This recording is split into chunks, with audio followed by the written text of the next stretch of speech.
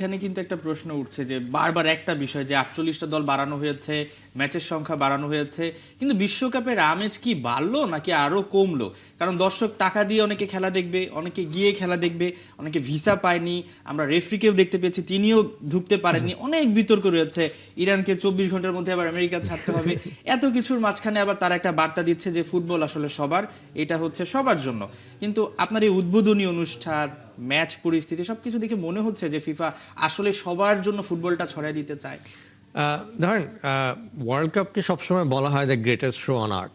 তার কারণটা হচ্ছে যখন ওয়ার্ল্ড কাপটা হয় সেই সময় সবাই সবকিছু ছেড়ে দিয়ে শুধু ফুটবলটা নিয়ে কিন্তু ব্যস্ত একদম থাকে, একটা আমেজে ঢুকে যায়। এবং সেই ক্ষেত্রে হয় কি বিভিন্ন রকমের পলিটিক্যাল ইস্যুস থাকে, সোশ্যাল ইস্যুস থাকে, তারা কিন্তু সবাই সেগুলো সবকিছু ভুলে ফুটবলটাকে কনসেন্ট্রেট করে। এর জন্য দেখবেন যে এর আগে কিন্তু কোনো সময় কোনো দেশ যে খেলতে পারবে না বা কারো যে ভিসা সংক্রান্ত সমস্যা, এরকম কোনো ঘটনা কিন্তু আমরা কখনোই শুনিনি।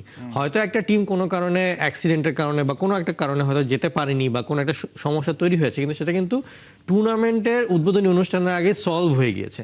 সো যতদিন আর কি ওয়ার্ল্ড কাপ ছিল সবাই কিন্তু স্পোর্টিংলি এই টুর্নামেন্টটাকে কতটুকু ভালো করা যায় সেটা সবাই চেষ্টা করেছে, সেটা স্বাগতিক দেশ হোক বা যারা আসছে খেলতে তারাও। কিন্তু এইবারে ওয়ার্ল্ড কাপে আমরা দেখতে পাচ্ছি যে বিভিন্ন রকমের এক্সটার্নাল সমস্যা হচ্ছে, এবং এটাতে কিন্তু একটা যে লেভেল প্লেইং ফিল্ড সবসময় ফিফা দিত সবগুলো দেশকে, যে তুমি যেই দেশ থেকে আসো না কেন এইখানে ওয়ার্ল্ড কাপ যখন খেলছো তখন কিন্তু তোমার জন্য সবার প্ল্যাটফর্মটা সেম।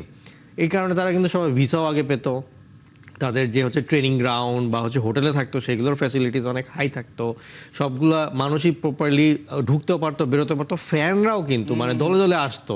মানে আগে তো কাতারে তো এরকম ছিল যে একটা কার্ড বানালেই ভিসা দিয়ে দিত, মানে এরকম একটা ব্যাপার ছিল, মানে একসাথে মিলিত হওয়ার যে একটা ব্যাপার ছিল, এবং একটা একটা উৎসব, বার্তা, হ্যাঁ, একটা শান্তির বার্তা। কিন্তু সেই আমরা দেখলাম যে উদ্বোধনী অনুষ্ঠানটা হলো সেখানে তো একটা বার্তাই পৌঁছে দেয়, কিন্তু আপনি দেখা গেল টুর্নামেন্টের আগে অনেক বিতর্কের মাঝ দিয়ে যাচ্ছেন।